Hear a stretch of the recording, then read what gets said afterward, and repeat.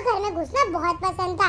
एक दिन मैं ऐसे ही इनके घर पे घुस गई और इन्होंने तो मुझे कैद ही कर लिया। फिर मैंने सोचा कि यहाँ पे अच्छी रोटी मिल रही है और साथ में यूट्यूबर बनने का मौका भी मिल रहा है, तो यहाँ से जाएगी कौन, फिर मैं यहीं रह गई। अब आप सोच रहे होंगे मेरी वीडियो कौन बना रहा है। मेरी वीडियो बना रहा है चुच्चू का भाड़े का कैमरामैन, जो उसे 2 रोटी कम करके लिया था। अगर आप जानना चाहते हो चुच्चू कौन है तो फटाफट जाकर रिलेटिव वीडियो देख लो। अरे ये कौन आ गया मेरा करियर खाने।